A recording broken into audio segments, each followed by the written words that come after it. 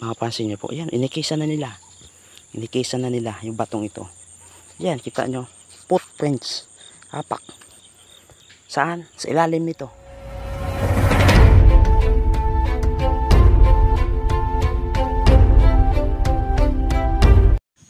Nandito po tayo ngayon sa isang lugar na kung saan ay merong biggest gold deposit. So nakikita nyo po yung bundok ng Wawa. So ngayon, sabi ng Japanese, kapag yan daw ay nawala sa lugar na ito, ibig sabihin ang baon ay nag-uumpisa ng magbaon ng hapon. So ngayon, ayan, titingnan natin ha. Maglalakad tayo konti. Ayan, titingnan natin. Ayan, pagtawid mo ng ilog, yung sa part na yan, mawawala na ang bundok ng Wawa. So ngayon, ang palatandaan nila, once na nawala na ang bundok ng Wawa, nakatago na siya, ang palatandaan nila, dito mag-uumpisa ang kanilang pagbaon sa lugar na ito. At ang sabi ng Japanese noon na nagpunta dito, kapag sabi niya, once na nawala na ang bundok na yon, yung pinakita natin kanina, ang kanilang baon ay mag-uumpisa na at ang dami ng kanilang object sa lugar na ito ay kasing dami ng kaliskis ng isda. So ngayon, pupuntahan natin ngayon kung ano na yung ginagawa ngayon. Meron ditong isang Chinese developer na nagpunta sa lugar na ito at kanilang binabaklas ang lahat ng posibilidad na baon sa lugar na ito. So ngayon pupuntahan po natin. Sabi ko sa inyo, ayan, nakikita nyo po, ayan, ang humuhukay po niyan ngayon ay mga Chinese. Ang kanilang plano, yan, mula sa lugar na, mula sa dulo, papakita namin sa inyo mamaya, hanggang yan, yung nakikita nyo na yan, babalatan nila ang lugar na yan. Lahat ng nakabaon po dyan, uubusin niya nila. So yan, so ngayon, lalapitan natin yung mga iba pa nilang ginagawa sa lugar na ito. Ayan, swerte ng Chinese mga kapatid. Ayan, pupuntahan pa natin mamaya. So ayan, nakikita nyo mga kasama, nakikita nyo, actually sa lugar na yan, bawal ka pumasok dyan. Ayan no, kita mo binabalatan nila. So ngayon, may isa tayong lugar doon na pupuntahan. Pupuntahan natin ngayon yung isang area doon. Papakita ko sa inyo na talagang tunay na treasure yung ginagawa nila sa lugar na ito. Dito na tayo sa lugar, no? Actually, ayan, nakikita nyo yan. Dati puro punong malalaki yan. So ngayon kinakalbo, babalatan nila ngayon. So ngayon actually bawal pumasok dito. Pero gusto ko pong ipakita sa inyo na magaling talaga tong mga developer na ito eh. So ayan, lalapitan natin ngayon. Ayan o. Ito ang isa sa mga pinunteriya nila. Kita nyo mga samo, pati mga ganyang kalaking bato kaya nilang baklasin. Talagang malakas na mga Chinese na ito. So ayan, ipapakita ko po sa inyo ngayon, no? Ano po? Ayan. Ayan, no? Kita nyo po yan. Yang nakikita nyo po na yan is an century tree. Isang napakalaking puno po yan. So ngayon ang ginawa nila, pinutol-putol nila yan. Titingnan natin dito. Papakita ko sa inyo kung gaano kalaki yung puno na yan. So ayan, nakikita po ninyo, ayan, yung napakalaking puno po na yan, yan, isa pong ano yan, century tree. Maliit pa ako noon, yung mga grandfather ng grandpa, nandyan na po yan. At sa lugar po na ito, natambakan nila eh. Yung mga bato po na yan, napakadaming sign po niyan. Napakadaming sign po niyan. So ngayon, ang gagawin nila sa lugar niyan, babalatan nila ang lugar na yan. Tingnan mo. Tingnan nyo po, binabako nila. tatanggalan po nila yan, huhukayin po nila yan. Napakalaking volume po ang nakalagay dyan. So ngayon ang gagawin kasi nila, sabi nila project ito ng DPWH, lalagyan nila ng tubo sa ilalim. So tingnan po ninyo. Tingnan niyo po ninyo ang mga lugar. Ilalagyan nila ng markings, X. So sabihin po, sa lugar po na yan, na-scan na po kasi nila ito, may mga dala silang scanner. So ibig sabihin pag nag-indication po nila yan, dyan mismo sa ilalim yan, nandyan ang laman. No? May isa pa ayun sa taas.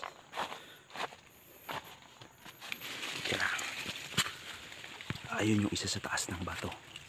Lalapit tayo konti. Hindi tayo makaakyat ah. Mga utak talaga itong mga Chinese eh. Kaya talo wala tayong mga gamit eh. Sila talagang pag nag-operate, wasak kung wasak. Ayan. Kita po ninyo, ayan. Isa pong X sa lugar na ito. At isa po doon sa baba. So ngayon makikita po ninyo, ayan. Wala na, kinuha na nila. So ang ginawa nila sa mga tao dito, pinaalis nila ang mga tao. May mga nakatira dito mga tao. Napakalaking puno po niya, century pre. At sa gilid po niyan, may makikita po kayo na ano, ayan o, tubig po yan na umagos. Napakalaki, big volume po ito. Ito. Ginawa nila, pinutol nila yan, ang laking puno. Ewan ko kung may permit ito sa pagputol nila, bawal kasi yan eh. Ayan. Sa lugar po, natambakan kasi po ng kahoy eh. Tad po yan ng mga sign. So ngayon, talagang naunahan na tayo makasama ng mga Chinese. Wala na, finish na. Ayan, kita po ninyo. Ayon po sa mga mga matanda na dito, yung mga nakatira dito. Diyan po sa likod po niyan, dito sa likod po ng bato na may tunnel po yan. So ngayon siyempre yung mga tao dito walang idea tungkol sa tresyo. Kaya ayan, naunahan tayo ng mga ibang lahi. So madami pa tayo, pupunta pa tayo sa dulo maya. Madami pa doon. Dahil ang plano nila, babalatan nila yan eh. Pati yung kabila po na yan. Yan nakikita po ninyo. Yan ang hinawan na nila. Hinawan na po nila yan. Babalatan din po nila yan. Dahil ang baon po dito, kabilaan. Kasing dami ng kaliskis ng isda. So ngayon pupuntahan pa natin ng iba. May papakita po ako dito na patunay na sign. Ito po, nilagyan din nila ng X. Ayan. Ayan o. Ayan o, nilagyan nila ng X. Yun yung may pula po na yun. Nakikita po ninyo yung pula na yan. Ayan. Mapapansin nyo po yung malaking bato na to. Sa gitna ng tubig po yan. Pero ito po, kahit tag-araw na yan. Itong bato na ito. Hindi nawawala ng tubig yan. Tapos yung bato po na yan, mayroon pong guhit yan sa gitna. Parang araw po yan. Ayan o, lagyan nila ng X. Sabihin pag may X po, may laman ng ilalim po niyan. Yan, sign po yan. Na tumuturo din po yan. Yung guhit po yan, tumuturo din po yan papunta doon. Ayun o, papunta po sa Balite. So ngayon tinuturo niya yan papunta doon sa Balite.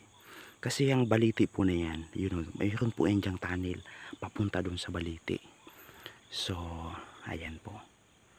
Kaya makapunta ang mga lugar na ito. Ayan.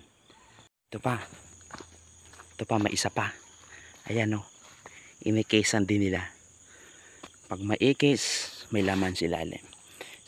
Sabi ko po sa inyo kasi ang laman talaga dito.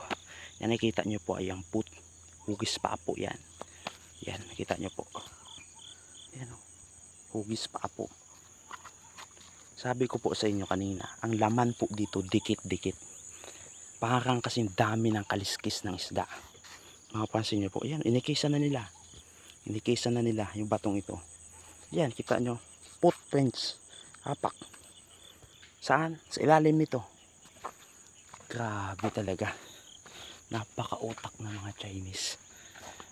Tingnan nyo po. Yan. Sunod-sunod. Mula doon, iyan.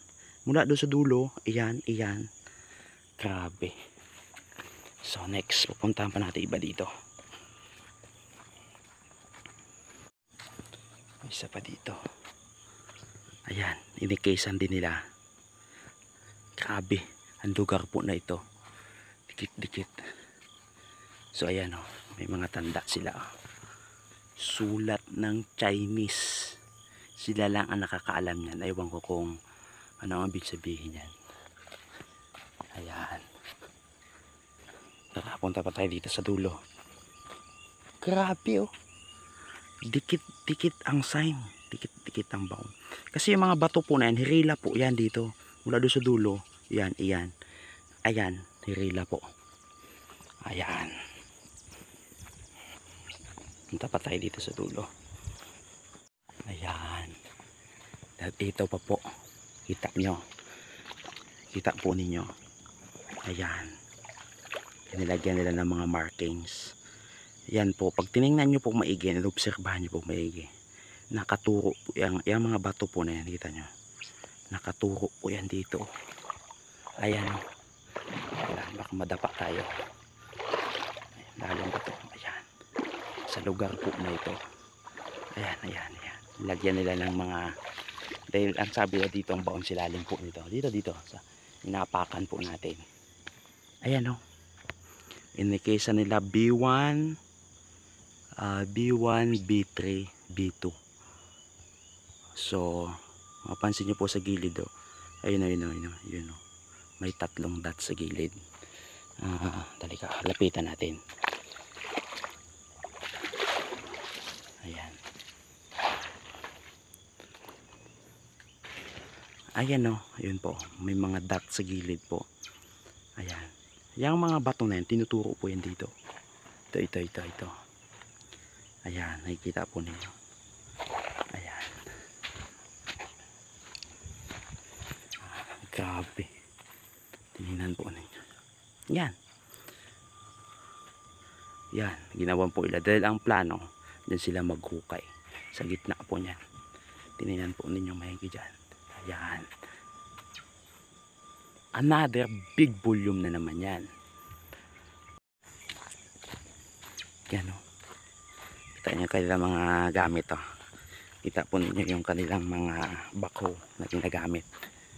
Panghukay nila. Sa atin, bareta lang kanila bako. Ano ba naman ang laban natin sa mga ganyang operation, di ba? Ayan. Ayan, mayroon pang isa dito. Ayan o. Inikesa nila yung batuli. At yung bato po na may tinuturo doon sa itaas. Kaso di na po tayo makakalapit doon sa itaas, sayang. Yung bato po na may tinuturo po yan. Pero sa ilalim po niya sigurado may giveaway yan. Wala silang pinapalampas sa lugar na ito eh. Talagang mauutak. Pansin mo yung kanilang equipment na ginagamit oh. Ayan. Galing.